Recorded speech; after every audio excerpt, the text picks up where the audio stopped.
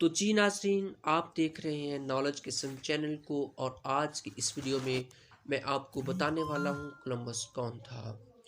تو جی ناظرین، اپنی ویڈیو کو سٹارٹ کرنے سے پہلے میری آپ سے چھوٹی سی ریکویسٹ ہے، میرے چینل کو سبسکرائب کر دیں اور بیل آئیکن کو پریس کر لیں تاکہ میری آنے والی تمام تر لٹریری ویڈیوز آپ تک بر وقت پہنچ سکیں۔ تو جی ناظرین، آج ہم بات کر رہے ہیں کولمبس کے بارے میں۔ کولمبس کون تھا؟ تو کولمبس ایکچولی 1451 کو اٹلی میں پیدا ہوا تھا، اور جب اس نے اپنے آپ کو اس حد تک فیل کیا کہ اب یہ دنیا میں اپنے ظلم کے گھوڑوں کو دوڑا سکتا ہے، دنیا کے اندر اپنے ظلم کی داستان لکھنے کے لیے اب یہ بہادر بن چکا ہے، تو جی ناظرین، اس نے پھر سفر کیا اسپین کی طرف۔ اسپین جب یہ پہنچتا ہے، اسپین پہنچنے کے بعد اس کی ملاقات ہوتی ہے کوئین ایزابیلا اور کنگ فرڈینینڈ سے۔ جب ان سے اس کی ملاقات ہوتی ہے تو یہ اس کی اور کوئین کی میٹنگ ایک سکسیسفل میٹنگ ہوتی ہے۔ اس میٹنگ میں اس کو کیا بتایا جاتا ہے اور یہ وہاں پر کیوں جاتا ہے، اور اس کے بعد اس کے ساتھ کیا ہوتا ہے، تو پھر اس میٹنگ میں اس کو بتایا جاتا ہے کہ امریکہ کے اندر سونے کے ذخائر موجود ہیں، اور اس کو اس بات کے لیے تیار کیا جاتا ہے کہ یہ اٹلانٹک اوشن کے ذریعے اور اسپین کنٹری سے، جو کہ ساؤتھ ویسٹ یورپ میں واقع ایک ملک ہے، وہاں سے یہ اپنے شپس لے کر امریکہ پہنچے گا، اور وہاں جا کر یہ وہ سونے کے ذخائر تلاش کرے گا۔ اور اس کو یہ بھی بتایا گیا تھا کہ اگر آپ وہ سونے کے ذخائر تلاش کر لیتے ہیں تو آپ کو ایڈمرل آف دا اوشن سی کا ٹائٹل دیا جائے گا۔ کہ ناظرین، آج تک ہم نے صرف یہی سنا تھا کہ امریکہ کو ڈسکور کیا ہے کولمبس نے امریکہ کو ڈسکور کیا ہے، لیکن ایسا کچھ بھی نہیں ہے، کیونکہ امریکہ پہلے سے، جیسے ہم کہتے ہیں کہ پری پلانڈ کوئی پلان ہوتا ہے، اسی طرح سے امریکہ پہلے سے پری ڈسکورڈ تھا، پہلے سے ڈسکور کیا ہوا تھا، اور کولمبس صرف یہاں پر اپنی دولت کی ہوس کو مٹانے اور دنیا پر ظلم کی ایک داستان کو تحریر کرنے کے لیے امریکہ پہنچا تھا۔ تو پھر اس کے بعد اس نے کیا کیا؟ جب یہ امریکہ پہنچا تو اس کا استقبال کیا جاتا ہے نیٹو امریکنز کے تھرو۔ نیٹو امریکنز نے اس کو بہت اچھے انداز میں ویلکم کیا، اور وہ بہت زیادہ خوش تھے، کیونکہ نہ تو اس کے آنے سے پہلے انہوں نے اس جیسے آدمی کو دیکھا تھا، مطلب کہ اتنی بڑی فوج اور اس جیسے لوگوں کو دیکھا تھا۔ وہ ان کو دیکھ کر بہت زیادہ خوش ہو رہے تھے، اور ان کے جو شپس تھے جو یہ وہاں پر لے کے گئے تھے ان کو دیکھ رہے تھے، ان پر چڑھ رہے تھے، وہ خوشیاں منا رہے تھے۔ لیکن ان کو کیا پتا کہ جو اس کے ظلم کے گھوڑے ان کے پاس، ان کے اوپر سے دوڑنے والے تھے، ان کو کچلنے والے تھے، ان کے بارے میں وہ کچھ نہیں جانتے تھے۔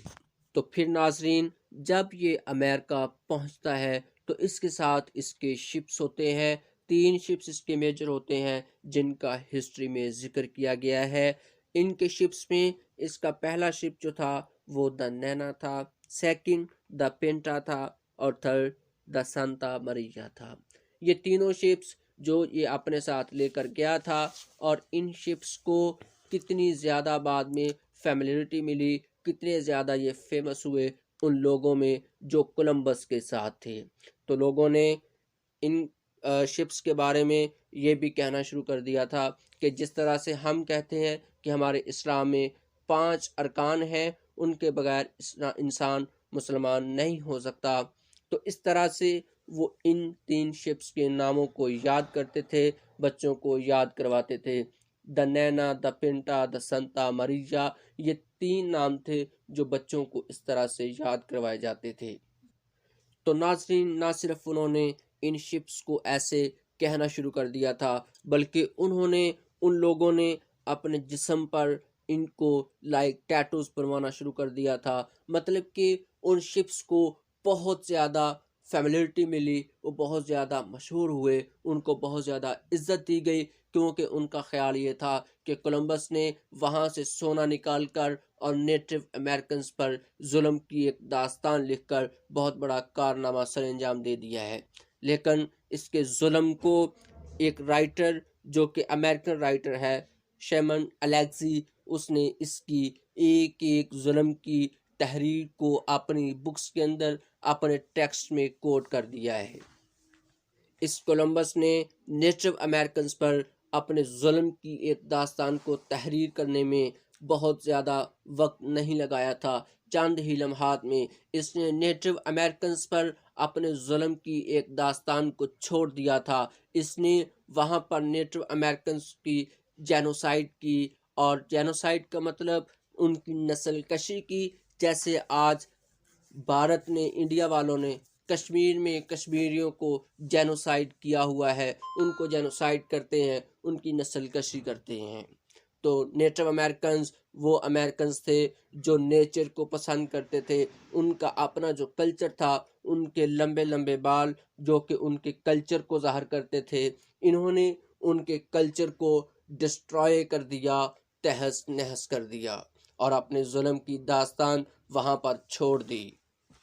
تو جی ناظرین، اس نے، کولمبس نے ان کی جو بھینسیں تھیں لاکھوں کروڑوں کے حساب سے ان کا قتل عام کر دیا۔ تو یہ کولمبس، اس کی داستان یہ ہے کہ یہ صرف اپنی تلوار کی دھار کو دیکھنے کے لیے، کوئی بھی پاس سے گزرتا، کوئی بھی بلیک پاس سے گزرتا تو یہ اس کا سر قلم کر